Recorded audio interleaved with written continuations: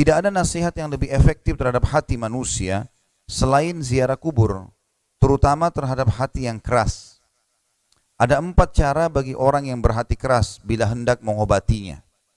Alhamdulillah, tidak pernah berhenti kita memuji Tuhan kita Allah yang kita sangat yakin Dia sedang mendengar, melihat dan mengetahui seluruh gerak-gerik kita, dan Dia memang telah memerintahkan kita agar selalu bersyukur dan memujinya, dan dijadikan itu sebagai penyebab utama segala kebutuhan kita untuk roda kehidupan di muka bumi ini dipenuhi olehnya. Juga kita panjatkan selanjutnya salam hormat kita yang juga diperintahkan oleh Sang Pencipta Allah kepada pemimpin semua manusia, pemimpin seluruh anak Adam, baik di dunia maupun di akhirat. Orang yang telah membawa risalah langit yang terakhir, tidak ada lagi Nabi dan Rasul setelahnya. Dan mengucapkan satu kali salam hormat kepada manusia terbaik ini dibalas oleh Allah secara langsung 10 kali tambahan rahmat atau karunia-Nya. Maka sangat wajar kalau kita selalu membacakan salawat dan taslim kepada Nabi besar Muhammad sallallahu alaihi wasallam. Melanjutkan bahasan kita dari kitab At-Tadhkirah yang ditulis oleh Imam Syamsuddin Al-Qurtubi rahimahullah, masalah bekal menghadapi kehidupan abadi atau akhirat. Dan kita akan masuk ke bahasan bab baru, hal-hal yang mengingatkan mati dan akhirat serta menyebabkan zuhud terhadap dunia. Saya perlu titik beratkan dulu, kalau Islam tidak pernah sama sekali melarang kita untuk menikmati dunia. Bahkan dianjurkan dalam Islam untuk menikmati apa yang Allah telah halalkan, asal tidak berlebih-lebihan. Bahkan dianjurkan, saya katakan tadi sekali lagi, dianjurkan untuk menggunakan pakaian yang baik, menikmati rumah yang besar, menikmati kendaraan yang bagus. Itu semua tergambarkan di dalam agama Islam. Islam bukan agama yang kotor, Islam bukan agama yang jorok, Islam bukan agama yang mengenal namanya gagal. Semuanya keberhasilan, kesuksesan. Tetapi Islam menekankan sekali ada kehidupan abadi selain dunia ini. Dan itu harus lebih menonjol di dalam jiwa setiap muslim, sehingga dunia ini ditunggangi untuk mengejar kehidupan yang abadi itu. Jadi ibaratnya kita punya rumah sekarang, kecil, kita sudah membeli sebidang tanah yang besar, sudah dalam proses pembangunan. Pada saat rumah itu sudah siap, maka saya yakin, karena rumah itu lebih mewah, lebih bagus, lebih luas, lebih strategis, saya yakin begitu sudah selesai, kita sudah tidak sabar untuk pindah ke sana. Dan rumah kecil ini kita akan tinggalkan. Begitu sebenarnya perumpamaan dunia dan akhirat. Jadi sebenarnya kita di rumah yang kecil, sempit di dunia ini. Semuanya dimulai, kata Hasan Basri rahimahullah, dunia ini sulit untuk digambarkan dengan akhirat. Karena dunia dimulai dengan tangisan, waktu bayi baru lahir, semuanya menangis. Dan diakhiri dengan ditangisi. Dan di antara kedua tangisan tersebut penuh dengan suka duka. Sakit, gangguan orang, kekurangan harta, masalah-masalah yang dihadapi. Sementara akhirat dimulai dengan mati yang tidak ada lagi mati setelahnya dan akan abadi dengan kenikmatan. Jadi seorang muslim tahu kalau dia boleh menikmati semua dunia ini selama itu dihalalkan, bahkan bagian daripada ibadah. Keliru kalau ada orang mengatakan bahwasanya Islam itu, kalau mau zuhud, kalau mau mengejar akhirat kita harus lupakan dunia. Udah harus makan roti kering, udah harus pakai baju yang kotor, pakai sendal jepit saja, ya. Tidak usah pakai kendaraan yang bagus, rumahnya kotor pun tidak masalah, dunia akan ditinggalkan. Ini keliru, bukan bagian daripada syariat kita. Kita tahu Nabi SAW memiliki 11 rumah di Madinah, karena beliau berpoligami dan punya 11 orang istri yang memang tidak boleh bagi umatnya mengikuti itu tentunya. Ini jumlah untuk Nabi saja. Tapi beliau punya 11 rumah, di setiap rumah, di setiap istri ada pembantu, dan di setiap rumah ada 1 ekor unta. Kalau unta di zaman dulu ini sekarang mobil Alphard gitu. Nabi SAW memiliki beberapa orang pembantu, beliau sendiri. Yang nyiapin khusus sendal Nabi sama siwaknya itu Abdullah bin Mas'ud. Yang khusus membelanjakan kebutuhan Nabi di pasar ada Anas bin Malik. Kalau kita baca historinya begitu. Ada yang khusus menyiapkan dan merawat kuda dan unta Nabi. Itu menaikkan pelananya misalnya, itu ada kir-kira namanya. Dan sekian banyak orang, termasuk ada ayah dan anak Zaid bin Harithah dan Usama bin Zaid, radhiyallahu anhu ajma'in, ini adalah orang-orang yang membantu Nabi SAW dalam segala kebutuhan beliau. Jadi kita tidak melihat Nabi SAW itu hidupnya susah. Ada yang mengatakan bahwasanya Nabi itu rumahnya kecil. Nabi SAW rumahnya kecil karena nggak ada anaknya memang. Anak-anak yang didapat dari Khadijah di Mekah sudah pada besar waktu hijrah ke Madinah. Kalau kita lihat fase hidup di Madinah alaihissalatu wassalam, maka sudah tidak ada anak dari istri-istrinya. Khadijah sudah meninggal, anaknya juga sudah mulai besar waktu hijrah di Madinah, bukan anak-anak kecil. Dari sekian istri cuma satu yang melahirkan, Maria. Itu pun anaknya meninggal, Ibrahim masih kecil. Memang nggak butuh rumah besar. Dia sama istrinya saja alaihissalam. Baik rumahnya Nabi dari tanah liat, Ustaz. Betul dari tanah liat. Zaman dulu memang orang dari tanah liat buat rumahnya. Tapi bukan berarti itu kumuh, gitu kan? Banyak hadis Nabi justru yang mengingatkan kepada kita seperti innallaha jamilun yuhibbul jamal. Allah itu indah, suka dengan keindahan. Jamil atau jamal dalam bahasa Arab ini bisa berarti indah, rapi, bersih, wangi, masuk dalam semua itu. Maka dikatakan innallaha jamil, Allah itu indah, bersih, rapi, ya. Yuhibbul jamal, suka dengan itu semua. Kita tahu dalam Islam kita diperintahkan untuk ada mandi wajib, mandi Jumat, mandi junub, ya, mandi haid dan nifas. Kita tahu juga Nabi SAW biasa berendam dengan air panas di musim dingin, air dingin di musim panas, ya. Menggunakan serbuk-serbuk yang wangi di tubuh beliau. Gemar sekali, ya, menumpahkan minyak wangi. Sampai kadang-kadang dari rambut Nabi SAW itu netes minyak wangi, saking banyaknya yang disemprotin. Dan kalau sahabat bersalaman sama Nabi SAW, mereka mengatakan kami mendapatkan wangi dari tangan Nabi SAW itu sampai 3 hari. Jadi saking senangnya dengan itu, dan beliau mengatakan dicintakan dunia ini kepadaku sehingga aku mau menjalaninya karena ada wanita yang akan jadi istri, yang jadi ibu, ya, istri yang dinaungi, ibu yang dibakti, dan ada anak, ya, yang dididik. Dan juga aku mencintai dunia ini karena adanya wangi-wangian. Jadi Islam menyuruh kita itu. Baik Ustaz, ada hadis Bukhari kalau Aisyah berkata radhiyallahu anha, dulu kami di rumah Nabi SAW tidak menyalakan api selama sebulan. Berarti Nabi nggak masak di rumahnya sebulan. Ada orang mengatakan itu berarti Nabi juga melalui fase kelaparan. Ini keliru ini. Dia tidak baca hadisnya lengkap. Akhir hadis kata Aisyah radhiyallahu anha, kami pernah itu berarti cuma sekali. Kami pernah di rumah Nabi SAW selama sebulan tidak nyalakan api, maksudnya tidak masak. Tapi penutupan hadis ada tambahan penutupan hadis kata Aisyah, dan kami tidak mengkonsumsi kecuali aswadain. Aswadain ini air putih sama kurma. Jadi pernah Nabi SAW kata para hadis, mestinya kita santun dengan Nabi dan bersangka baik. Nabi sedang melakukan terapi untuk beliau dengan keluarganya, makannya kurma dengan putih. Dan ini memang orang-orang herbal faham masalah ini sebenarnya. Kalau ada orang yang ingin menerapi kesehatan, dia coba dalam sebulan itu konsumsi kurma sama air putih saja, nggak makan yang lain. Ini bukan berarti orang susah. Dan kurma itu makanan elit pada zaman itu, makanan yang sangat luar biasa. Sampai orang-orang Arab dulu kalau mau beli kurma, mereka sengaja ke Madinah karena dianggap kurma itu makanan yang elit, gitu. Apalagi kurma Madinah. Belum juga kita tahu ada kurma ajwa, kurma khas Madinah yang bisa mengobati dari sihir. Memang sangat baik, ya. Sebenarnya sangat baik. Cuman ini orang banyak salah faham. Jadi Nabi SAW menikmati dunianya, bukan tidak, ya. Dan kalimat zuhud berarti mendahulukan akhirat dari dunia, bukan meninggalkan dunia untuk akhirat. Sebagaimana definisi zuhud sudah sering kita sebutkan sebenarnya, ini dijelaskan dalam surah Al-Qasas ayat 77 kan.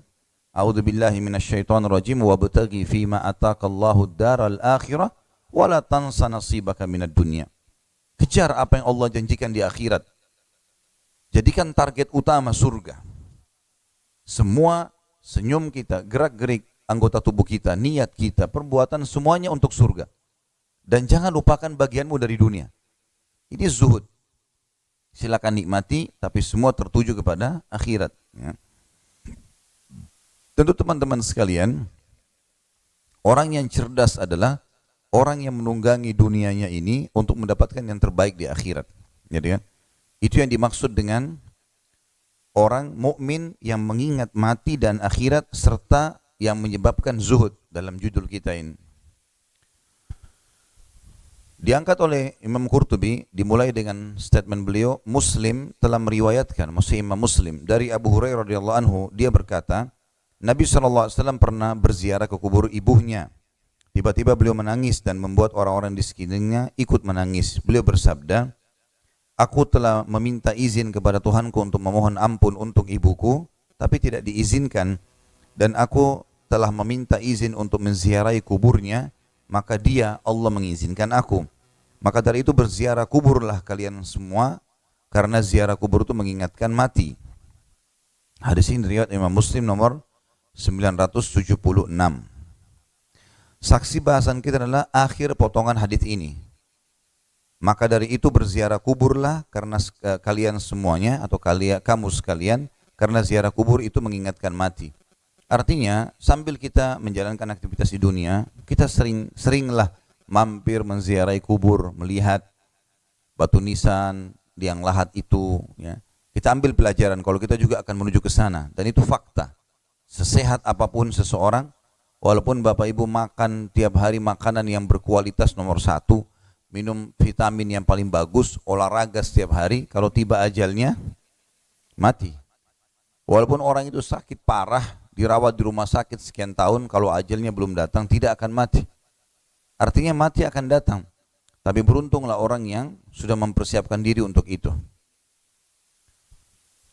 Dalam hadis Ibnu Majah meriwayatkan dari Ibnu Mas'udin radhiyallahu anhu bahwa Rasulullah sallallahu alaihi wasallam bersabda juga, dan hadis ini diriwayatkan Ibnu Majah nomor 1571, kuntu nahaitukum an ziyaratil kuburi fazuruha fa innaha tuzahhidu fid dunya wa tudzakkirul akhirah. Aku pernah melarang kamu sekalian menziarahi kubur. Maksudnya fase Mekah. Di fase Mekah Nabi SAW pernah melarang sahabat menziarahi kubur karena mayoritas kuburnya orang-orang kafir. Dan kubur umat Islam masih sangat sedikit. Dikhawatirkan jadi fitnah bagi umat Islam karena kalau kita lagi ziarah kubur, kita lihat seseorang di sebelah lagi buat sesuatu, kita bisa terpengaruh untuk melakukannya. Orang-orang musyrik banyak ritual-ritualnya yang mereka lakukan yang jauh dari agama Islam di kuburan. Maka Nabi SAW larang sahabat. Saya dulu larang kalian. Nabi SAW bahkan mengatakan dalam fase Mekah, Allah melaknat para wanita yang menziarahi kubur. Gitu kan. Apalagi ibu-ibu pada saat itu kalau mereka ziarah kubur, masih baru pertama masuk Islam, malah takut terbawa perasaan, mencontohi perbuatan-perbuatan orang gitu ya. Tapi waktu fase Madinah kata Nabi SAW, aku pernah melarang kalian semua ziarah kubur. Maksudnya fase Mekah. Laki-laki dan perempuan Nabi SAW melarang pada saat itu. Maka sekarang ziarahilah. Di fase Madinah ziarahi. Karena sudah ada kuburan khusus umat Islam, sudah lebih aman. Karena ziarah kubur itu menyebabkan sikap zuhud terhadap dunia.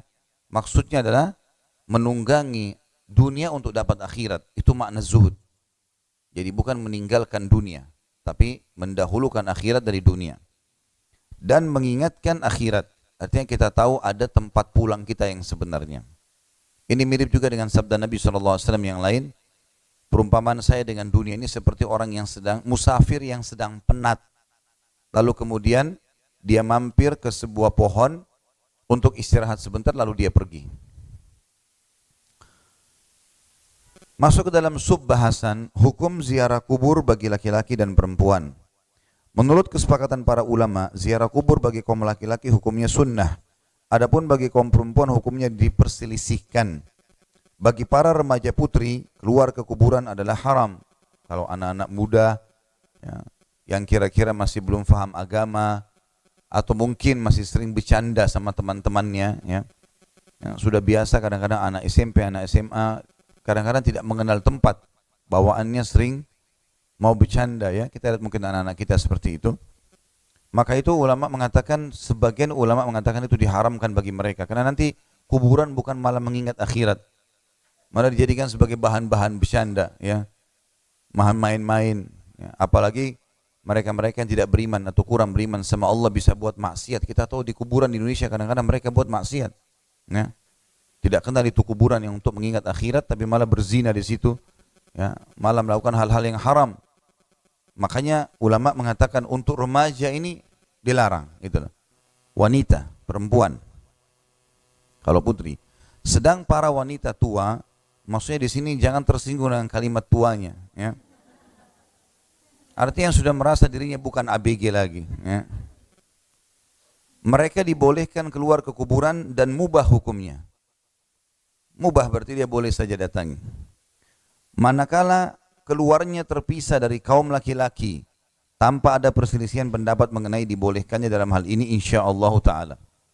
Berarti larangan, kalau ibu-ibu baca, terutama ibu-ibu ada hadis Allah melaknat wanita-wanita yang menziarahi kubur, itu fase Mekah. Hadis menjelaskan tentang fase Mekah, ya. Termasuk juga ada larangan sebenarnya bagi wanita ikut mengantar jenazah di awal dikuburkan. Karena takutnya dia terbawa perasaan, mungkin yang meninggal suaminya, anaknya, orang tua, terus dia nangis-nangis, histeri nanti, itu malah masalah. Atau mungkin keluar mengantar jenazah sementara mereka tidak tutup aurat, ya. Tadinya mungkin orang mengantar jenazah sambil memikirkan akhirat, laki-lakinya malah tergoda dengan dia, ya. Maka ini semua bab-bab yang harus ditutup tentunya, ya. Tapi kalau misalnya ibu-ibu secara khusus, sekarang ada orang tua yang sudah meninggal, dia kalau mau pergi keluar, misalnya antar anaknya sekolah, dia lewat kuburan itu, mampir, ya. Dan ziarah kubur ini tidak harus masuk ke dalam. Misalnya ini pagar kuburan, kita mampir di mobil ke parkirannya, niatkan ziarah kubur, ucapkan salam dan doa, itu sudah ziarah kubur. Nah, jadi tidak harus masuk ke dalam, khusus, turun, walaupun boleh saja. Dan yang paling sering Nabi SAW melakukan justru itu. Beliau kalau datang ke kuburan Baqi, beliau tidak pernah secara khusus datang ke satu-satu kuburan. Padahal di situ banyak kuburan sahabat, tapi beliau berdiri di gerbang Baqi sambil mendoakan semuanya. Sambil mendoakan semuanya. Kalau kita sekarang kayak tadi saya bilang, misalnya simpelnya, kita lagi ada acara, mampir di kuburan, ada orang tua kita, mampir di sebelahnya, ucapkan salam, doain, kita jalan. Nah, seperti itulah. Apalagi sekarang juga banyak fitnah-fitnah yang terjadi kadang-kadang di kuburan, ya. Nah, ada saja orang-orang yang melakukan hal-hal yang aneh-aneh, kayak tadi saya bilang, ya. Mungkin dia lihat ada orang mengambil tanah kuburan orang tuanya lalu dia ikut-ikutan. Mungkin ada orang melakukan ritual tertentu lalu dia ikut-ikutan. Kita tidak tahu. Nah, seperti kasus banyaklah kita tahu di kuburan sekitar kita yang membawa air, bunga-bunga, kembang segala macam yang Nabi tidak pernah contohkan itu, gitu. Lalu dikatakan oleh beliau, dengan demikian maka sabda Nabi SAW, ziarailah kubur, adalah bersifat umum. Adapun mengenai tempat dan waktu yang dikhawatirkan timbul fitnah dikarenakan berkumpulnya kaum laki-laki dengan kaum wanita, maka hukumnya tetap tidak boleh dan tidak halal.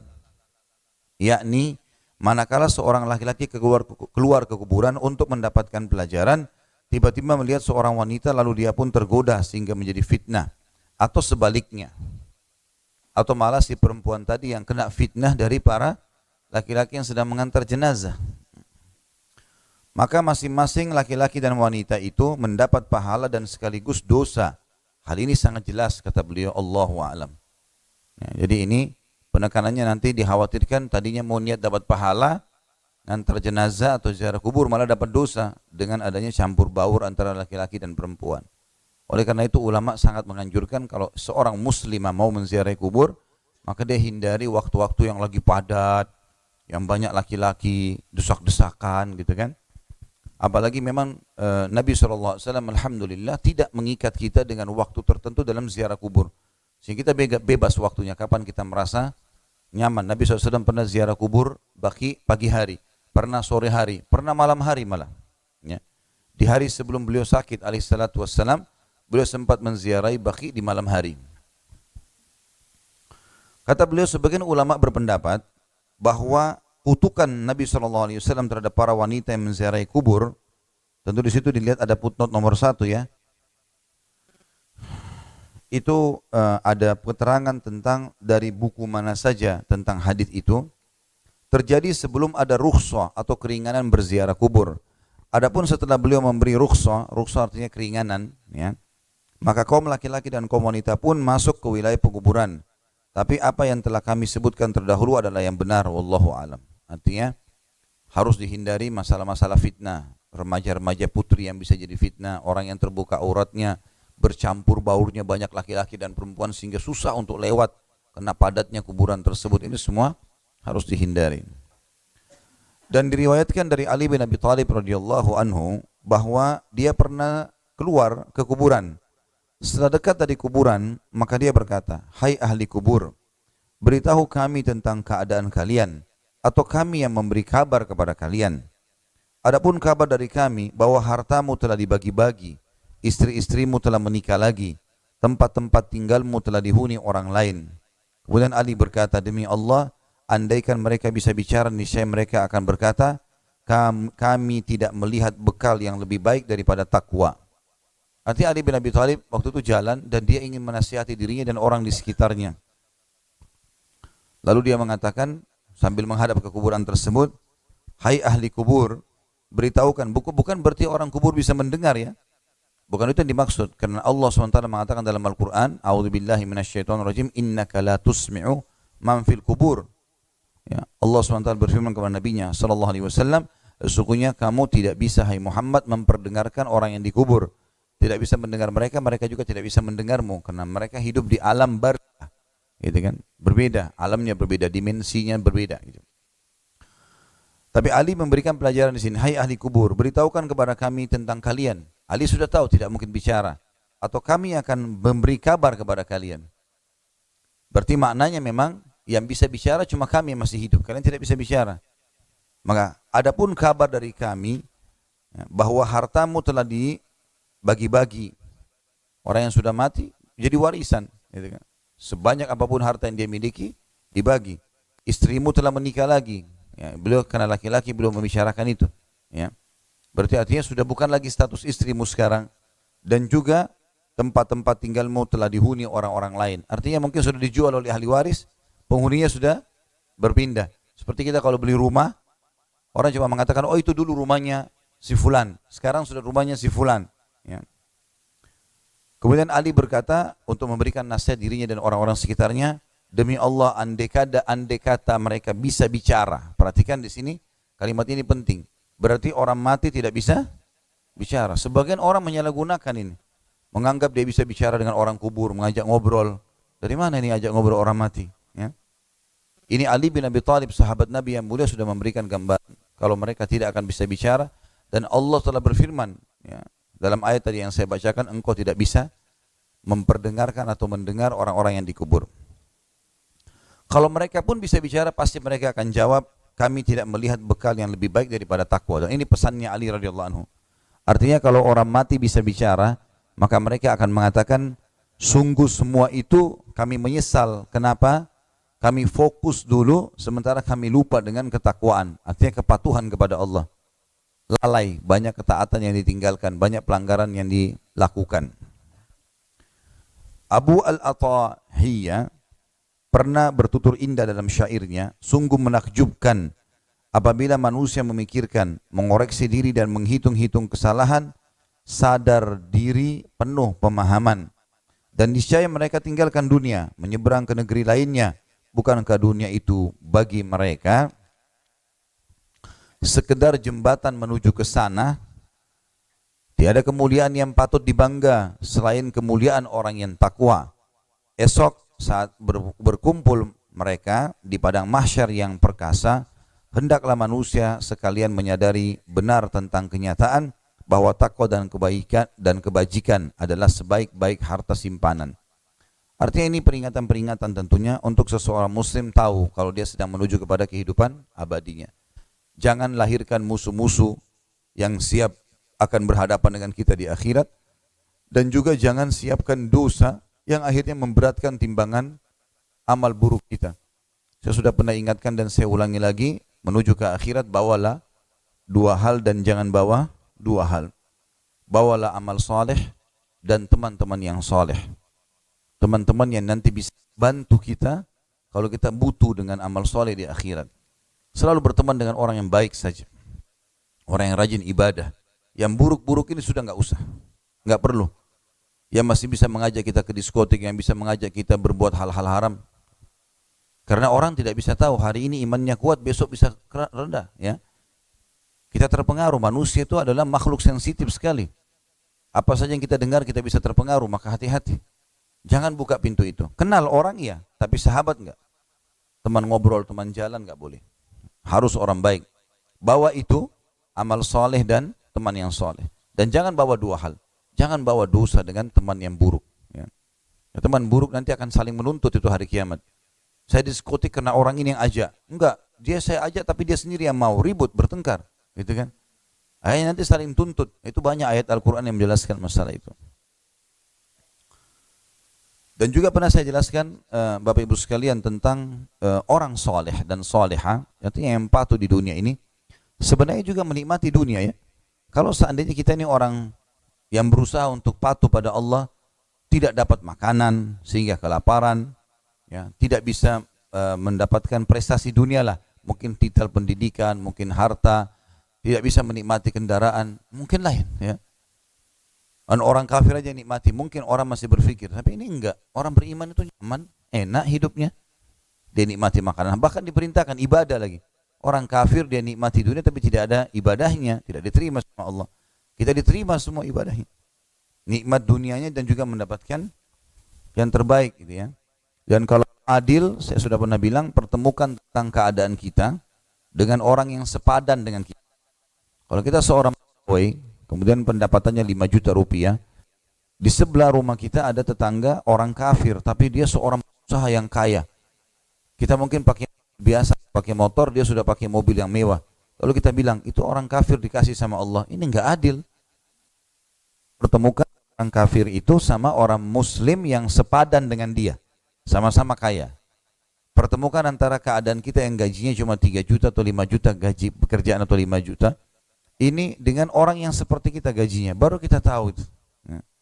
Karena kalau kita lihat orang kafir banyak yang menderita, banyak sekali. Jadi bukan orang mukmin muslim saja yang sakit, orang mereka juga sakit. Mereka sehat juga kita sehat, cuma bedanya kita semua bisa jadi pahala ibadah yang kita kerjakan, dan juga cobaan akan menjadi pembersihan terhadap dosa-dosa. Saya berapa kali ketemu sama orang kafir, kenalan, saya temukan susah hidupnya, gitu kan? Saya pernah didatangi seseorang jemaah dari Lombok, Allah yarham, sudah meninggal. Kemudian dia datang ketemu saya di restoran waktu itu, pulang umrah, kemudian ketemu. Dia pulang balik Lombok, dia datang berapa minggu kemudian. Ternyata ditemani sama satu temannya, orang non muslim dari Jakarta sini, termasuk orang kaya raya. Jadi mereka ada bisnis, partner bisnis. Dia bilang, saya datang sama teman saya Ustaz non muslim. Oh ya silakan. Duduklah orang non muslim di sebelahnya. Dia nggak banyak bicara awalnya.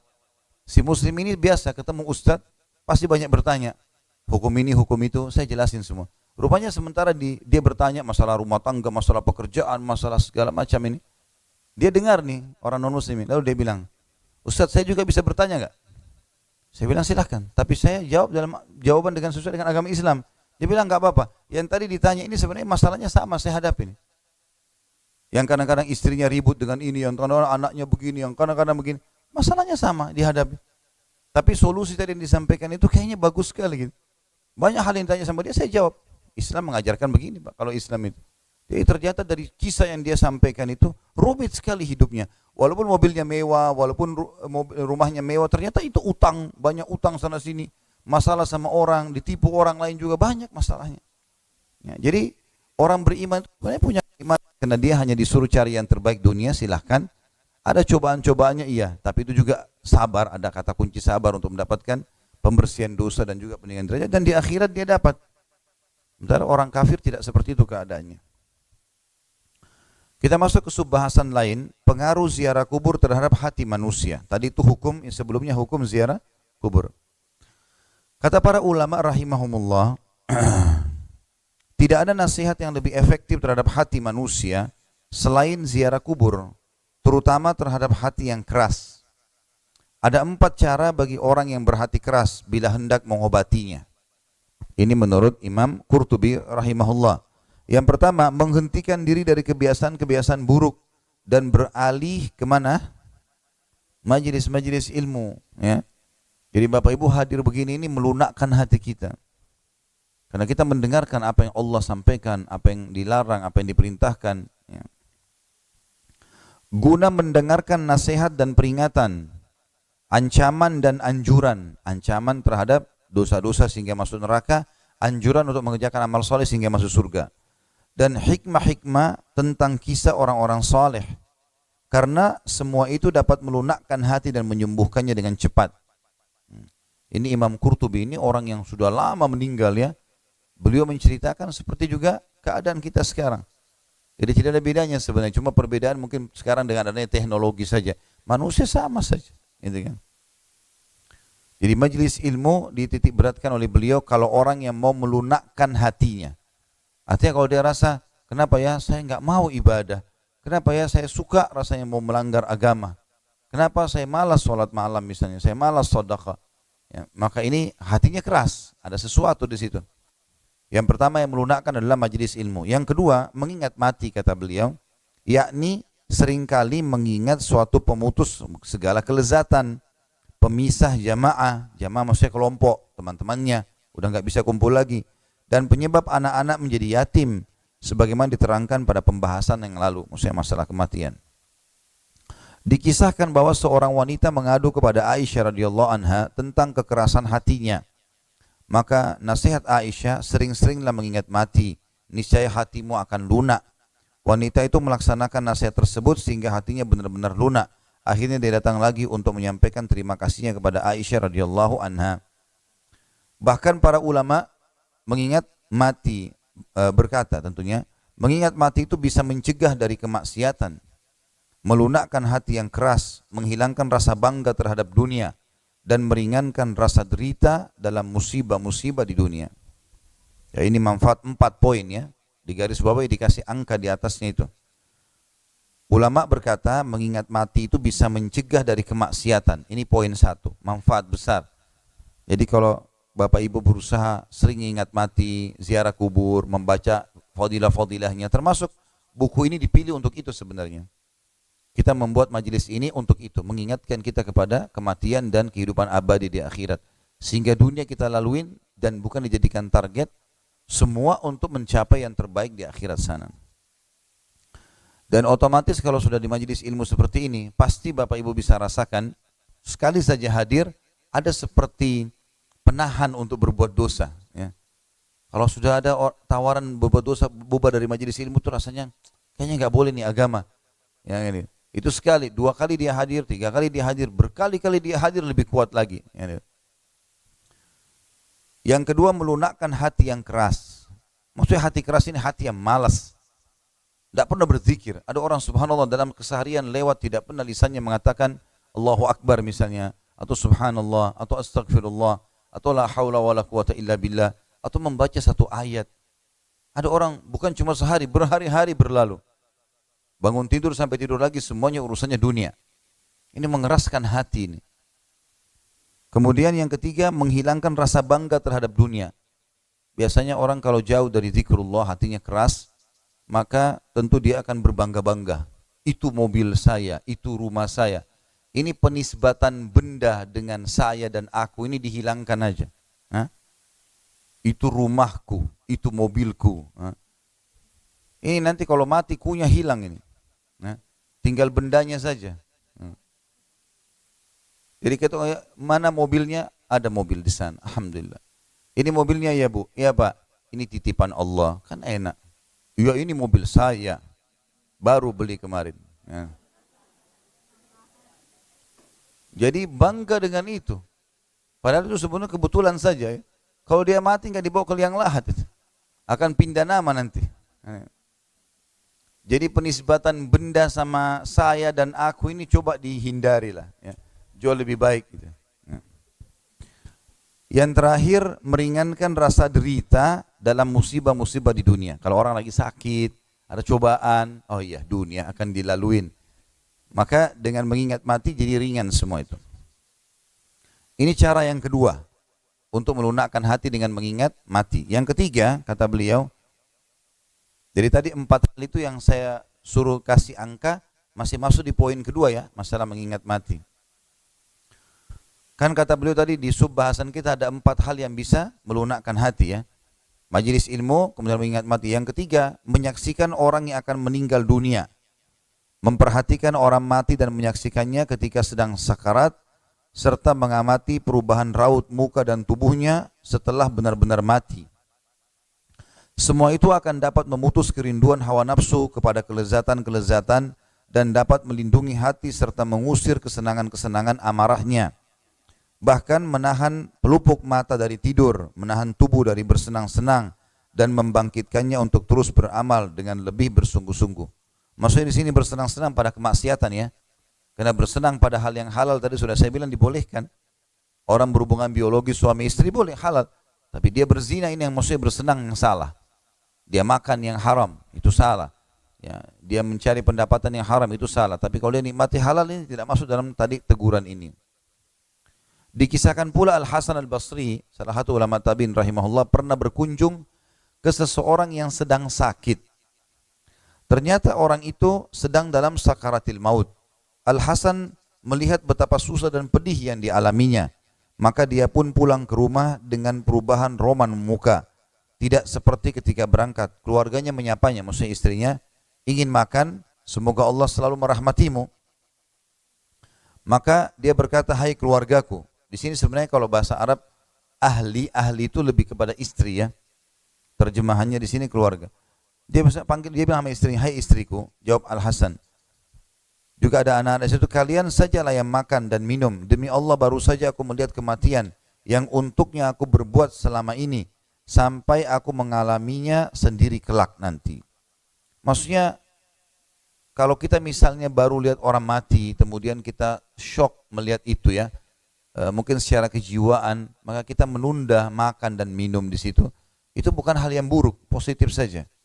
Karena itu efek yang positif. Sama saya bilang kalau boba dari majelis ilmu, kalau bapak ibu niatnya ikhlas, biasanya kita merasa lebih ingin beribadah, takut buat dosa. Itu jangan dihilangkan ya. Jangan dibilang kenapa saya begini nih.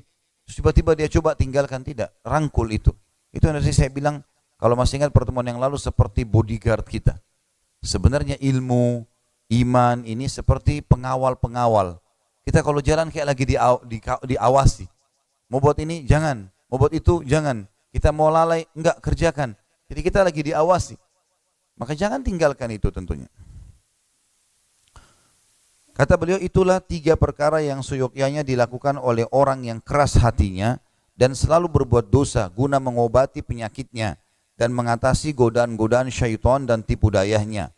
Jika ketiganya bisa bermanfaat maka cukuplah. Tapi jika terasa berat, berarti kekerasan hatinya telah parah dan dorongan-dorongan dosa sudah kuat membelenggu. Kalau memang demikian maka perlu memperhatikan nasihat selanjutnya. Yang keempat, menziarahi kubur orang-orang yang sudah meninggal dunia. Hal ini akan dapat memberinya apa-apa yang tidak bisa diberikan oleh obat yang pertama, kedua, dan ketiga tersebut di atas. Oleh sebab itulah Nabi SAW bersabda, berziarah kuburlah kalian semua atau kamu sekalian, karena ziarah kubur itu dapat mengingatkan mati dan akhirat, serta menjadikan zuhud terhadap dunia. Hal itu karena obat yang pertama hanya berupa mendengar dengan telinga. Kan tadi majelis ilmu bekalnya mendengar. Ada orang subhanallah dengan mendengar bisa sadar. Semoga insya Allah kita termasuk ini ya. Cukup dengar, oh ya sudah, ini nggak boleh, tinggalin. Itu positif sekali. Yang kedua, masalah mengingat mati hanya berupa pemberitahuan kepada hati kemana manusia akan kembali. Adapun yang ketiga, ya, berfungsi. Ini tadi yang ketiga adalah menyaksikan orang yang meninggal dunia. Berfungsi sebagai ancaman dan peringatan ketika menyaksikan secara langsung orang yang akan meninggal. Dan begitu pula dengan menziarahi kubur kaum muslimin yang telah meninggal. Berarti melihat dengan mata kepala. Maka kedua obat yang terakhir ini lebih efektif daripada pertama dan kedua. Dalam hal ini Nabi SAW bersabda, laisal khabaru kal mu'ayanah. Hadis ini diriwayatkan Ibnu Abbas ya. Maksudnya melalui Ibnu Abbas radhiyallahu anhuma. Dan penulis belum menemukan perawinya dari mana. Berarti ya, tidaklah seperti halnya orang yang melihat dengan mata kepala. Ya. Maaf, berita tidaklah seperti halnya melihat dengan mata kepala. Jadi maksudnya orang yang melihat langsung dengan orang yang cuma mendengar beda tentu efek secara kejiwaan. Kendati pun demikian, mengambil pelajaran dengan cara menyaksikan keadaan orang yang akan meninggal dunia tidak bisa dilakukan setiap saat. Ya. Bahkan peristiwa kematian itu sering tidak bertepatan waktunya dengan orang yang ingin mengobati hati. Maka tidak bisa dilakukan kapan saja. Artinya melihat orang yang mati tidak setiap saat bisa terjadi karena kita tidak tahu siapa yang akan meninggal. Kalau kebetulan ada yang kita bisa lakukan. Berbeda dengan ziarah kubur, Adapun cara ini bisa dilakukan kapan saja secara tepat, secara lebih cepat, dan manfaat yang bisa diambil darinya pun lebih layak dan nyata. Maka bagi orang yang berniat ziarah kubur hendaknya melaksanakan tata caranya yang benar dan menghadirkan hatinya dikala masuk ke pelatarannya. Jadi bukan sekedar berputar-putar meliringi nisan-nisan belaka, karena seperti itu bisa juga dilakukan oleh binatang ternak. Naudzubillah, kata beliau. Orang yang berziarah kubur itu terlebih dahulu berniat untuk memperoleh ridha Allah, karena itu ibadah. Memperbaiki kerusakan hatinya atau memberi manfaat kepada si mayit dengan membacakan Al-Quran yang dibaca isinya, yang dibaca di sisinya. Hal ini akan diterangkan lebih lanjut nantinya insya Allah. Nanti akan ada keterangan tentang amal-amal yang bisa sampai kepada si mayit. Perlu diperhatikan juga, kata beliau, hendaklah menghindari berjalan di atas kuburan atau duduk di atasnya ketika masuk ke kuburan. Ya. Jadi kita cuma boleh di pinggirnya, nggak boleh di atasnya. Tidak boleh diinjak, itu adalah larangan ya. Dan lepaslah sandal, ini termasuk adabnya, sebagaimana diajarkan dalam berbagai hadis. Tidak lupa juga ucapkan salam, lalu berbicaralah kepada ahli kubur seolah-olah berbicara kepada orang-orang yang masih hidup, yakni mengucapkan assalamualaikum dara qaumin mu'minin. Salam sejahtera atas kamu sekalian, hai penghuni negeri kaum mukminin. Demikianlah salam kepada ahli kubur yang pernah diucapkan oleh Nabi SAW, yang diucapkan dengan menyebut kata dar atau negeri, rumah. Sedang yang dimaksud adalah para penghuninya. Itu beliau menyapa dengan ungkapan huruf kaf dan mim menjadi kaum atau kum ya. Kata ganti untuk yang berakal, karena orang Arab biasa menyebut nama tempat sedang yang dimaksud adalah penghuninya. Tadi dalam doanya ya, assalamualaikum dara qaumin. Ya, keselamatan bagi kalian wahai penghuni ya, negeri atau tempat kaum mukminin. Apabila peziarah melewati kuburan mayit yang dia kenal, maka terlebih dahulu dia mengucapkan salam dengan ucapan assalamu alaikassalam ya. Dalam kaitan ini At-Tirmidzi telah meriwayatkan dalam kitabnya Jami' bahwasanya ada seorang laki-laki menemui Nabi SAW seraya mengucapkan alaikassalam. Maka Nabi SAW menegurnya mengatakan la taqul alaikassalam fa inna alaikassalam tahiyyatul mayyit. Jangan engkau mengucapkan alaikassalam, karena alaikassalam ya adalah penghormatan untuk mayit. Hadis ini hadis sahih diriwayatkan oleh Imam Tirmidzi nomor 7400 ya, 02. Jadi tadi masalah ucapan salam untuk orang kubur itu assalamualaikum dara qaumil mu'minin itu disebutkan Imam Muslim nomor 249 sama 974 ya. Jadi kalau orang mengucapkan salam, ya, alaikassalam, kan sebenarnya alaikassalam untukmu keselamatan, gitu kan? Kalau kita ini khusus untuk orang mati, kalau orang hidup assalamu alaika, kan lain. Ya. Jadi seperti terbalik ya bahasanya, tapi dalam pengaturan, tapi ini maknanya berbeda, sedikit berbeda. Jadi assalamu alaika itu kita mengatakan keselamatan untukmu dengan berharap dia pun membalas itu. Maka ada jawabannya wa alaikumussalam. Tapi kalau kita mengatakan alaikassalam dari awal, maka berarti untukmu keselamatan, tapi kita tidak berharap ada balasan respon. Karena hanya untuk dia saja. Makanya Nabi SAW menegur sahabat yang mengatakan kepada beliau, bukan assalamu alaika, tapi dia mengatakan alaikassalam. Nabi mengatakan jangan mengucapkan alaikassalam, karena itu adalah kata sambutan dan doa untuk orang mati. Peziarah hendaknya berhadapan dengan wajah si mayit pada kubur yang diziarahinya, seperti halnya ketika berbicara dengannya semasa masih hidup. Ketika masih hidup berbicara dengan yang sopan dengannya ialah dengan berhadapan muka, maka demikian pula di sini. Sesudah itu mengambil pelajaran dari orang yang telah berada di dalam tanah itu. Dia sudah terpisah dari keluarga dan para kekasihnya. Padahal sebelumnya dia adalah panglima bala tentara yang memimpin sekian banyak pasukan, bersaing dengan teman-teman dan keluarga lainnya, mengumpulkan harta dan menyimpannya dalam gudang-gudang. Tiba-tiba datanglah maut pada waktu yang tidak diduga-duga, bersama dengan berbagai kesusahan yang tidak dia inginkan. Maka hendaklah peziarah itu memperhatikan bagaimana keadaan kawan-kawannya yang telah pergi dan mati mendahuluinya. Mereka dulu telah mencapai angan-angan dan berhasil mengumpulkan harta. Tapi bagaimana angan-angan yang telah mereka raih yang tiba-tiba terputus? Dan harta yang telah mereka kumpulkan ternyata tidak berguna bagi mereka. Debu telah menghapus wajah-wajah mereka yang tampan.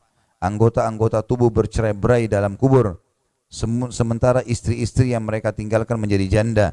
Dan anak-anak mereka dirudung kenistaan menjadi yatim. Orang-orang yang dulu pernah menjadi pengikutnya kini juga berjalan sendiri-sendiri ke berbagai negeri. Tentu ini semua penjabaran tentang masalah manfaat menziarahi kubur, gitu kan. Peziarah itu hendaknya ingat pula bahwa orang-orang yang telah mati itu semasa hidupnya di dunia sering memuaskan hajat mereka. Getol sekali untuk memperoleh apa saja yang mereka inginkan, punya hasrat yang besar dan tergiur untuk melakukannya dengan berbagai cara. Bahkan mereka ingin sekali agar tetap sehat dan awet muda. Maka selanjutnya peziarah harus melihat dan menyadari bahwa seperti itu juga yang terjadi pada dirinya. Artinya diambil pelajaran, dia duduk dekat kuburan, dia lihat kuburan itu, dia perhatikan kalau orang ini dulu seperti saya, hidup, punya angan-angan, punya hasrat, ya, punya orang-orang yang disukai, punya musuh-musuh. Tapi sekarang tidak ada semuanya, sudah terputus. Ya. Peziarah harus melihat dan menyadari bahwa seperti itu juga yang terjadi pada dirinya. Permainan, foya-foya dan kelengahan terhadap kematian dan kehancuran cepat sekali mengenaskan, ya. Dan kehancuran cepat lagi mengenaskan akan menimpa dirinya juga. Padahal semua yang hidup bernasib sama, yaitu pasti mati. Maka dari itu hendaklah peziarah menghadirkan hatinya. Ingatlah orang yang dulu pernah mondar-mandir memenuhi hasrat-hasrat hatinya.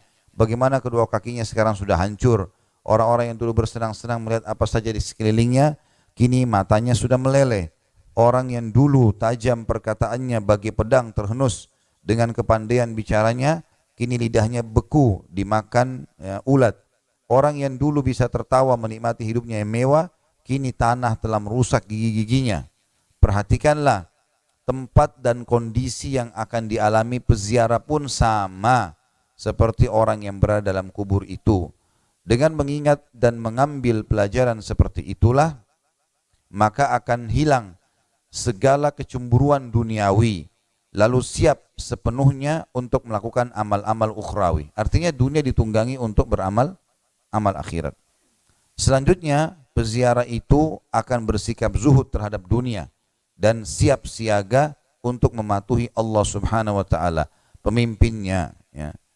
Maksudnya yang akan memandunya pada kebaikan. Dengan demikian hatinya menjadi lunak dan anggota-anggota tubuhnya menjadi khusyuk. Wallahu a'lam. Sebagian ulama salaf, bahkan Bapak Ibu sekalian, mereka ada di antara mereka yang sudah menggali liang lahat di belakang rumahnya. Bukan untuk nanti dia mati, tapi setiap hari sebelum tidur dia selalu masuk, ya. Duduk di situ sesaat. Gara-gara itu dia nggak pernah ketinggalan sholat tahajud. Ada orang di antara mereka yang membeli kain kafan kemudian meletakkan di tempat yang sering dia duduk, ya.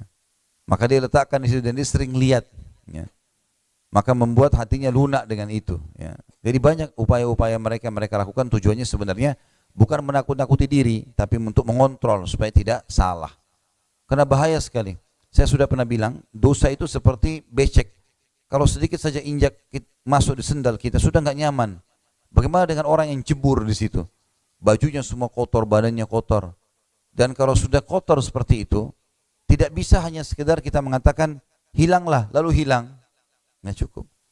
Kalau hati kita sudah kita jerumuskan dalam dosa, kita sudah buka misalnya komunikasi dengan lawan jenis, atau kita sudah coba buka pintu-pintu, sudah melangkah ke situ walaupun baru sedikit, seperti orang kena becek tadi. Gimana cara membersihkannya? Harus disiram sama air plus ditunggu kering, baru bisa dipakai. Maaf. Mau bersihin nggak jadi. Nah. Normal, manusiawi. Yang jelas orang kalau buat dosa, Bapak Ibu sekalian, sebenarnya saya bayangkan saja contoh itu seperti sendal yang kena becek. Kita kalau mau bersihkan, tidak bisa kita dengan kata-kata, bersihlah kamu. terus tiba-tiba sendal kita kering seperti awal, supaya nyaman dipakai, nggak bisa. Artinya harus kita lepas dulu, disiram air dulu, gitu kan? Itu pun tunggu kering. Begitu hatinya orang yang sudah buka pintu dosa. Makanya seperti zina Allah bilang, la taqrabuz zina, jangan dekatin tuh zina, jangan mulai. Karena kalau kita sudah mulai melihat, mulai ngobrol, nanti manusia lemah, bisa terjerumus. Sehebat apapun dia mau menjaga dirinya, kalau dia sudah membuka pintu itu bahaya. Itu baru orang yang tadi saya kasih contoh kalau sendalnya kena becek sedikit. Bagaimana kalau dia sudah terlanjur terjerumus? Bajunya semua kotor, badannya kotor, semua harus dibuka sama dia. Buka semua, dicuci semuanya, badannya juga mandi, tunggu kering baru nyaman seperti awal. Kan susah. Untuk apa? Dosa, Bapak Ibu sekalian, untuk diketahui dan dihindari, bukan untuk dicoba. Gak usah coba-coba. Yang kita sayangkan ini sinetron, film-film menggambarkan tentang dosa itu harus dicoba. Kayak gambarnya anak SMP, SMA, anak-anak yang ABG, yang mestinya mereka itu kita tanamkan keimanan. Bayangkan kalau Bapak Ibu sekarang sudah merasakan keimanan, mau komitmen ibadah, takut buat dosa, itu tertanam pada anak-anak remaja kita. Kan luar biasa itu sebenarnya, gitu kan? Tapi ini enggak, gambarannya hamil di luar nikah, narkotika, jahat sama orang tuanya, lari dari rumah, kurang ajar sama gurunya, ya, tidak lulus sekolah, apalah, ya, bukan prestasi. Maka itu yang tertanamkan. Akhirnya kalau mau lulus, coret-coret bajunya, ya, tawuran. Kapan lagi, ini masa muda, salah, ya, keliru ini. Bukan saja menikmati dosa. Ya. Kalau kita berhasil menjaga anak kita, Bapak Ibu sekalian, oke lah, yang berlalu dari kita sudah selesai. Kita jaga mereka bukan seperti kita, malah mereka harus punya prestasi-prestasi. Itu akan menjadi amal jariah buat kita, pembersih dosa kita yang lalu karena itu perbuatan baik. Dan mereka kita sudah tata hidupnya, jangan lagi terjerumus pada kita. Ada banyak ibu-ibu pakai jilbab, anak perempuannya nggak pakai jilbab. Kenapa? Dulu juga saya pakai jilbab setelah menikah. Loh, kok keburukan diwariskan ini? Hah? Kok mewariskan? Jadi kalau dulu hamil di luar nikah nggak apa-apa, dia juga pacaran hamil luar nikah, dia juga nikah kok. Kok diwariskan keburukan? Nah, sekarang dia harus menikah tanpa ada pacaran. Biarin dia nikmati pertama seksualnya dengan halal. Itu yang benar. Harusnya begitu kan? Dari kecil dia sekarang sudah harus pakai jilbab. Ya, dia sudah pakai cadar, kalau dia mau pakai cadar biarin. Anak saya alhamdulillah waktu masih kecil, masih SD, dia sendiri yang minta pakai cadar. Silakan pakai. Istri saya sempat tanya, nggak apa-apa, biarin dia pakai, dia yang mau. Dan dia sendiri merasa itu nyaman. Saya tanya, enak pakai? Enak? Iya, nggak apa-apa. Enak, malah nyaman gitu. Dia merasa nyaman, sudah alhamdulillah, biarin. Jangan sampai kita baru kenal pakaian syar'i ini sekarang, mau anak-anak kita nanti umur seperti kita juga. Kalau umurnya sampai, kalau enggak, kalau dia meninggal masih remaja gimana? Kan gitu. Dan kita sebagai orang tua juga bertanggung jawabin.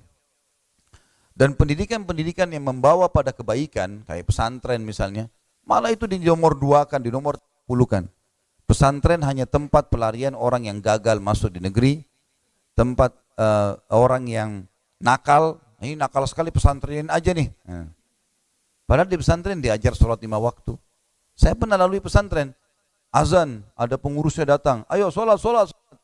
Ditegasin, pergi ke masjid. Di sekolah, di kelas, hafal ayat Al-Quran, hafal hadis, kisah sahabat, kan bagus. Disiplin, mandiri. Ada pesantren yang suruh cuci baju sendiri, gitu kan? Kami harus cuci baju sendiri. Belajar dari kecil, gitu kan? Maka akhirnya alhamdulillah bagus, terbentuk pribadi yang bagus. Gitu. Sayang, cuman dianggap itu adalah susah lah, nyusahin anak-anak lah, padahal sebenarnya tidak. Pendidikan, kan kita tidak lepas, status kita sebagai orang tua tidak akan berkurang. Kalau ada alhamdulillah sekolah-sekolah Islam yang kita yakin bagus, kita bisa didik anak kita, alhamdulillah. Tapi ini memang sudah harusnya jangan diwariskan keburukan tersebut, ya, yang pernah kita lakukan. Baik, kita akan tutup bab kita ini dengan subbab yang diangkat oleh Imam Qurtubi tentang nasib ayah bunda Nabi SAW di akhirat nanti. Untuk kita tutup dengan ini, kalau ada pertanyaan nanti sesuai dengan tema tentunya, baru nanti kita akan masuk doa ketika memasuki wilayah pekuburan dan hukum menangis di sisi kuburan. Itu nanti pertemuan akan datang. Di sini Imam Qurtubi berkata, ada sebuah hadis yang berlawanan dengan hadis yang tercantum pada awal bab ini, yakni hadis yang dikeluarkan oleh Abu Bakar Ahmad bin Ali Al-Khatib dalam kitabnya As-Sabiq wal-Lahik. Dari Abu Hafs Umar bin Syahin dalam kitabnya An-Nasikh wal-Mansukh. Hadis tersebut ada dalam kedua kitab itu. Dengan isnad yang sama dari Aisyah radhiyallahu anha, dia berkata, Rasulullah SAW menunaikan haji wada bersama kami. Suatu ketika beliau lewat denganku di sebuah jalan di atas bukit Al-Hujun. Ya. Tiba-tiba beliau menangis sedih dan memilukan, maka aku pun ikut menangis karenanya. Kemudian beliau melompat turun, maksudnya turun dari untahnya lalu berkata, Hai Humaira, berhentilah menangis. Maksudnya, hai Aisyah, jangan sampai kau menangis, berhentilah.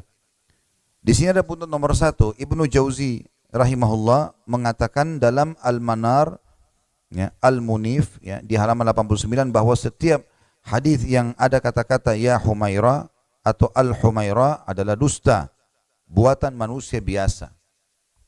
Jadi di sini hadis ini dianggap adalah hadis yang ditolak oleh para ulama hadis, karena Nabi SAW kalau dalam menjelaskan hukum tidak memanggil dengan nama Humaira, ya, tapi mengatakan Aisyah. Karena Humaira adalah julukan saja ya untuk Aisyah, tapi tidak dimasukkan dalam teguran-teguran di sini. Maka aku bersandar di sisi onta, beliau sendiri menghindar dariku beberapa saat lamanya, lalu kembali kepadaku dengan gembira dan tersenyum. Akhirnya aku berkata, kutebus engkau dengan ayah bundaku. Jadi maksudnya orang-orang Arab biasa menggunakan sumpah ini ya, artinya ayah dan ibuku Anda lebih aku muliakan dari ayah dan ibuku. Ini biasa digunakan untuk Nabi sallallahu alaihi wasallam. Nah, Nabi tentu lebih tinggi daripada orang tua kita. Kata Aisyah, kutebus engkau dengan ayah ibundaku, wahai Rasulullah. Engkau tadi turun dari sisiku sambil menangis sedih dan memilukan, maka aku pun menangis karena tangisanmu, wahai Rasulullah. Kemudian engkau kembali kepadaku dengan gembira dan tersenyum. Ada apa wahai Rasulullah? Beliau menjawab, aku melewati kubur ibuku Aminah dan aku memohon kepada Allah Tuhanku agar menghidupkannya. Maka Allah pun menghidupkannya. Lalu dia beriman kepadaku. Atau beliau katakan, lalu dia beriman dan Allah Azza wa Jalla pun mengembalikannya. Di sini bisa dilihat footnote nomor 2, khusus hadis ini ya. Kalau ada yang menemukannya, lihat pendapat para ulama hadis, maudhu makdzub. Maudhu artinya hadis yang sengaja dibuat, makdzub artinya dusta. Dikeluarkan oleh Ibnu Jauzi dalam Al-Mawdu'at. Ibnu Qayyim Al-Jauziyah menyusun sebuah buku namanya Al-Mawdu'at. Isinya hanya hadis-hadis palsu saja. Jilid 1 halaman 283 dengan isnadnya kepada Aisyah radhiyallahu anha, dan dia katakan hadis ini maudhu tanpa diragukan. Orang yang membuatnya sedikit pemahamannya tentang agama dan tidak berilmu. Andaikan dia berilmu, niscaya dia tahu bahwa orang yang mati dalam keadaan kafir maka tidak bermanfaat imannya, meskipun dia menyatakan beriman setelah dia dihidupkan kembali. Tidak, kata beliau, bahkan andaikan dia menyatakan beriman ketika melihat kenyataan pada waktu sakaratil maut, itu saja sudah tidak bermanfaat. Dan untuk membantah hadis tersebut cukuplah dengan firman Allah Ta'ala, lalu dia mati dalam kafir, ya, maka itulah yang sia-sia amalnya di dunia dan di akhirat, dan mereka itu adalah penghuni neraka, mereka kekal dalamnya, dalam surah Al-Baqarah ayat 217. Ini tentu statement Ibnu Qayyim Al-Jauziyah ya. Jangan buru-buru menghakiminya, kita baca sampai tuntas ya. Kemudian dan sabda Nabi SAW masih di footnote, saya baca ini, masih di bawah, lanjutan di halaman 35 ya, bagian atas footnote ya, tulisan yang kecil itu. Dan sabda Nabi SAW dalam Sahih Muslim, aku telah meminta izin kepada Tuhanku untuk memohon ampun untuk ibuku, tapi dia tidak mengizinkan aku. Ya. Demikian pula kata Syekhuna Abdul Fadl bin Nasir, hadis ini maudhu karena ibunda Rasulullah SAW meninggal di Abwa, sebuah desa terletak antara Mekah dan Madinah, dan dikubur di sana, bukan di Al-Hujun. Al-Hujun ini salah satu wilayah kayak kita kecamatan di Mekah. Ya. Salah satu yang membuktikan kalau hadis ini palsu, selain memang para ulama mengatakan hadis ini palsu, tidak pernah ada panggilan Nabi SAW Humaira dalam panggilan hadis seperti ini, tapi itu julukan kalau Nabi hanya memanggil secara panggilan sayang misalnya, dan itu jarang sekali Nabi gunakan gitu kan. Itu kemudian yang kedua, juga dalam hadis ini disebutkan kalau Nabi menemui atau mendatangi kuburan ibu beliau sallallahu alaihi wasallam di Hujun, ya. Dan ini keliru, tidak bertolak belakang dengan hadis yang sahih riwayat Imam Muslim kalau ibu Nabi SAW meninggal di Abwa. Abwa jarak sebuah wilayah antara Mekah dan Madinah. Dan hadis ini juga dinyatakan maudhu oleh Asy-Syaukani dalam Al-Fawaid Al-Majmu'ah, dan Mulia Ali Al-Qari dalam Al-Asral Al-Marfu'ah. Ini semua ulama-ulama yang menyusun buku-buku hadis, ya. Kemudian As-Suhaili, kita pindah sekarang ke halaman 35 tapi di tulisan besar, induk bahasan.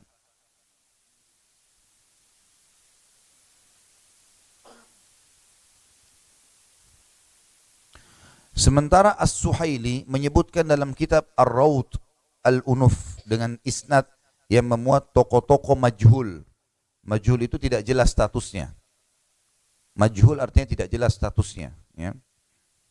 Jadi kalau dalam sanad hadis itu biasanya kalau orang yang tidak ditahu siapa dia, tinggal di mana, tidak ada rekomendasi para ulama di zamannya, maka silakan dengan majhul. Enggak jelas kan, untuk menetapkan hadis itu sahih atau tidak, sanadnya harus jelas. Fulan meriwayatkan dari fulan, dari fulan, dari sahabat Nabi, dari Rasulullah SAW. Jadi orang-orang ini tahu jelas lahir di mana, tinggal di mana, apa perkataan ulama tentang dia, baru dinilai hadis ini adalah hadis yang sahih. Kata Imam Qurtubi, kita sedang membaca buku beliau, ini bukan statement saya, jadi kita jangan buru-buru menghakimi sampai selesai beliau menyampaikan. Sementara As-Suhaili menyebutkan dalam kitab beliau Ar-Rawd Al-Unuf dalam isnad yang memuat tokoh-tokoh majhul bahwa Allah Subhanahu wa taala telah menghidupkan di hadapan Nabi ayah bunda beliau, lalu keduanya beriman kepada beliau. Perhatikan footnote nomor 1, angka nomor 1 di bawah. Mungkar jiddan kata beliau. Artinya ini rusak sekali riwayat ini, tidak pernah ada disebutkan dari Nabi SAW ini. Ibnu Katsir berkata tentang hadis ini dalam kitabnya Al-Bidayah wan Nihayah di jilid 2 halaman 261, hadis mungkar. Ya, jiddan itu mungkar sekali. Enggak mungkin Nabi disebutkan dari Nabi hadis seperti ini. Jadi orang tuanya dihidupkan di hadapan beliau, kemudian keduanya beriman gitu. Meskipun mungkin saja hal itu terjadi dengan melihat kekuasaan Allah Ta'ala, tapi yang diriwayatkan secara thabit atau yang sudah pasti otentik dalam hadis sahih berlawanan isinya dengan hadis ini. Wallahu a'lam. Ini kata Imam Qurtubi. Pengarang buku Al-Qurtubi rahimahullah berkata, di sini tidak ada pertentangan alhamdulillah, karena dihidupkannya kedua orang tua Nabi SAW terjadi belakangan, yakni setelah adanya larangan beristighfar untuk keduanya, dengan dalil bahwa hadis Aisyah itu terjadi pada haji wada.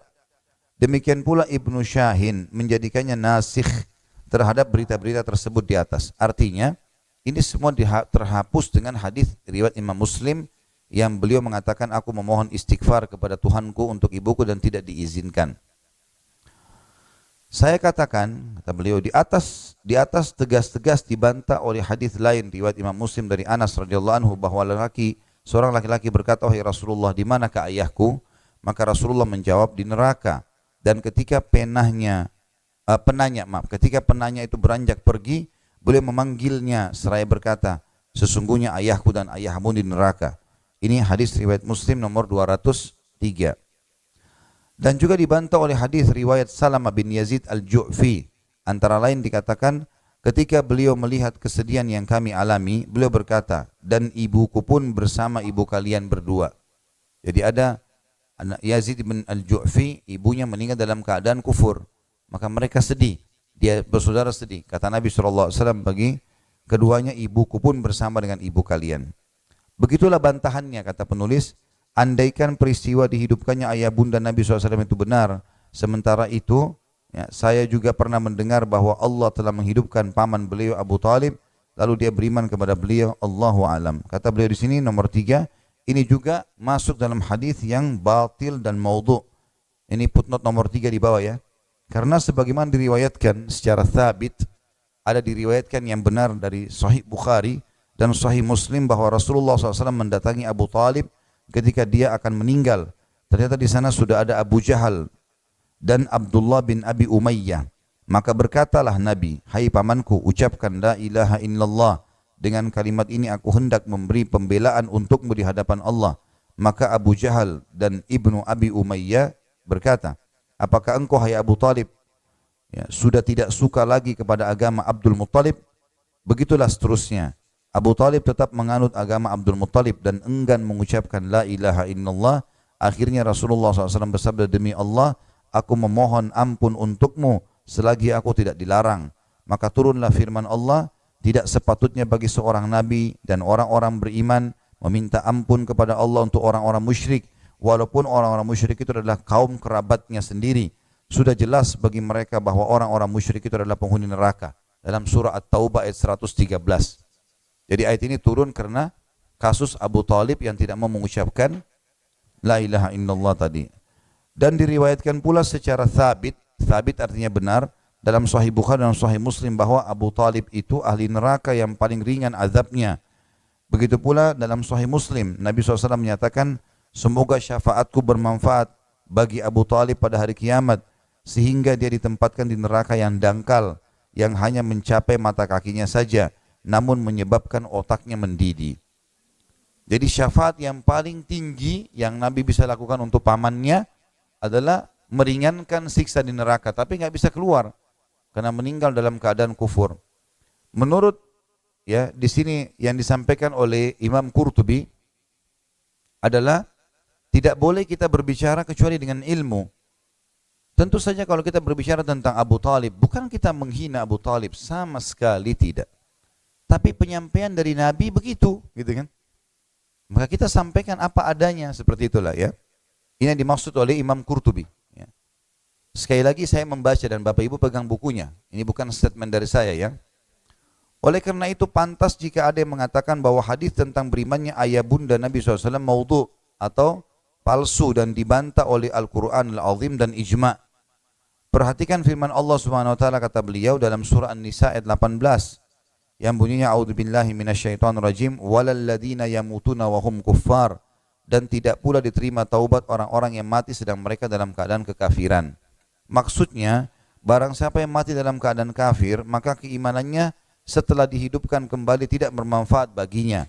Bahkan jika beriman saat melihat kenyataan menjelang ajal tiba, seperti kasus Fir'aun, ruhnya sudah mau dicabut, baru dia bilang, saya beriman kepada yang diimani oleh Bani Israel, gitu kan. Keimanan itu juga tidak bermanfaat lagi. Maka bagaimana bermanfaat kalau hal itu terjadi pada orang yang dihidupkan atau setelah dihidupkan kembali? Dalam kitab tafsir ada pernyataan bahwa Nabi SAW pernah berkata, andaikan aku tahu apa yang telah dilakukan kedua orang tuaku, maka turunlah ayat dalam surah Al-Baqarah 119. A'udzubillahi minasyaitonirrajim wala tus'alu an ashabil jahim. Dan jangan kamu minta dan kamu tidak diminta pertanggungjawaban tentang para penghuni neraka. Al-Qurtubi berkata, cerita di atas disebutkan oleh Al-Hafidh Abu Khattab Umar bin Dihya. Tapi ini perlu ditinjau kembali karena keutamaan-keutamaan dan khususan-khususan Nabi SAW selalu terjadi berturut-turut dan sambung menyambung sampai dengan wafatnya beliau. Maka boleh jadi ini pun termasuk keutamaan dan kemuliaan yang diberikan Allah Subhanahu wa taala kepada beliau. Memang dihidupkannya kembali kedua orang tua Nabi SAW bukanlah hal yang tidak mungkin, baik menurut akal ataupun syarak, ya, kata beliau.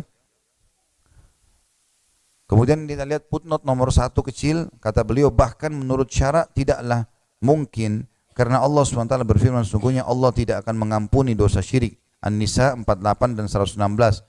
Jadi siapapun yang mati dalam keadaan syirik dan kafir, bagaimanapun padahal Allah telah memperingatkan Nabi tentang dengan firman-Nya, jika kamu mempersekutukan Allah niscaya hapuslah amalmu dan tentulah kamu termasuk orang yang merugi dalam surah Az-Zumar ayat 65.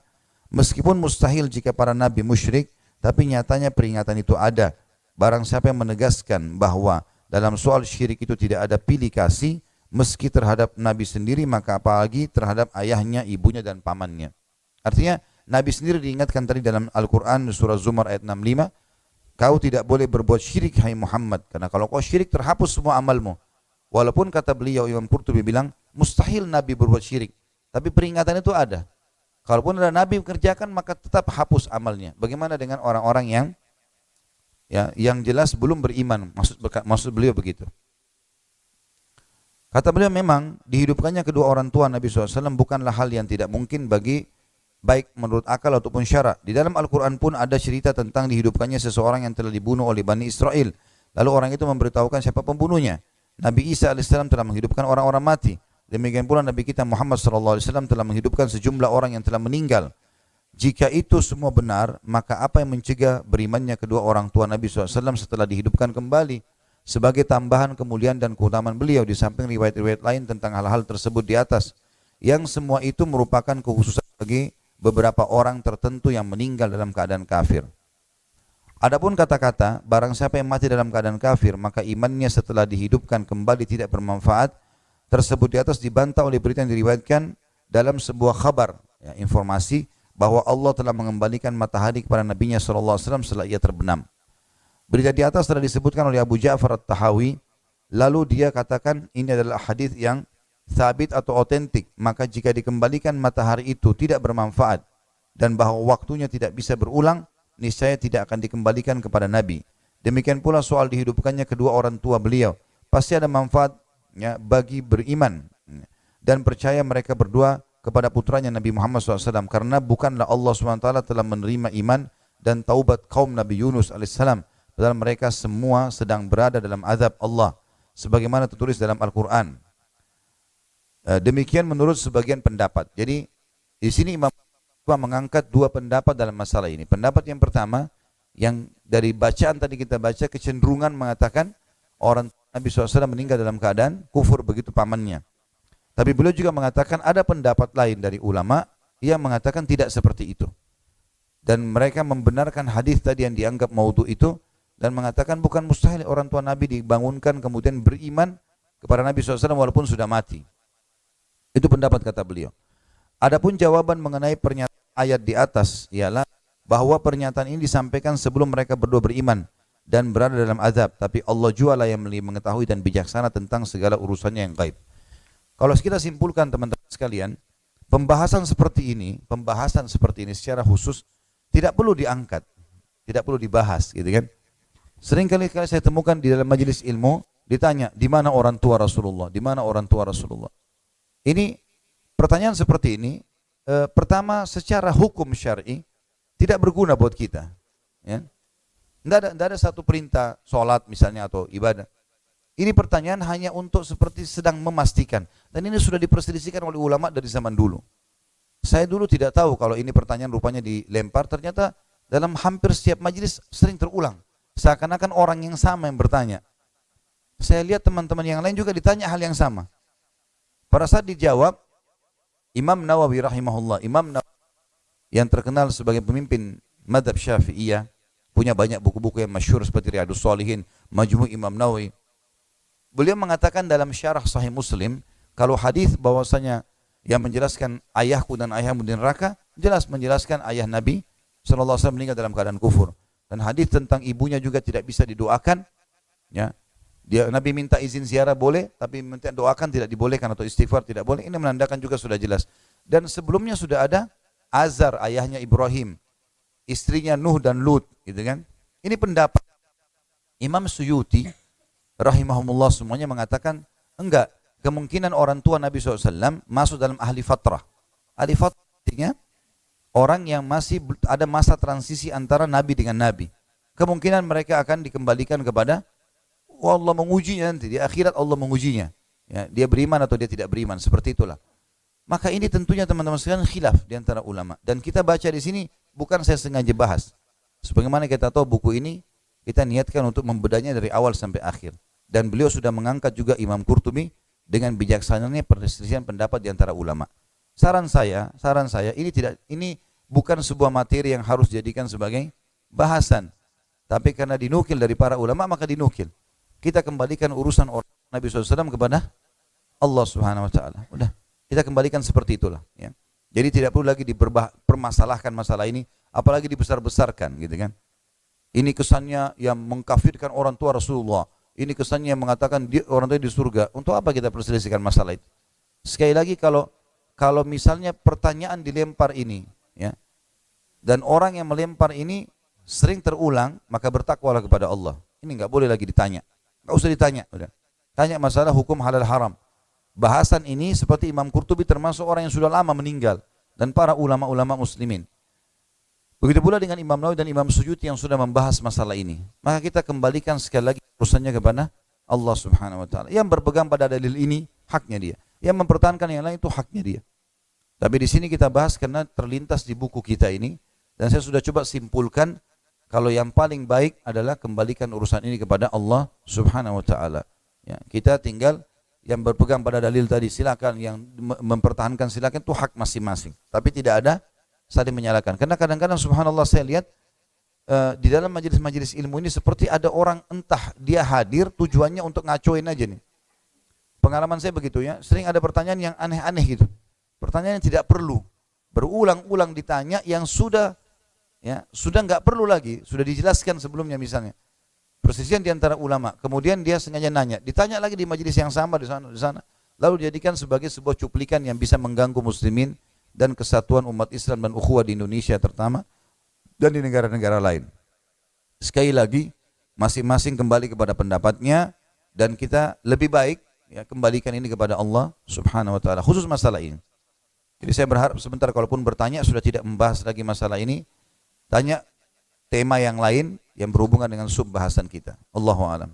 Baik, mungkin sampai sini saja Bapak Ibu sekalian bahasan kita, mudah-mudahan apa yang kita bahas hari ini bermanfaat buat kita.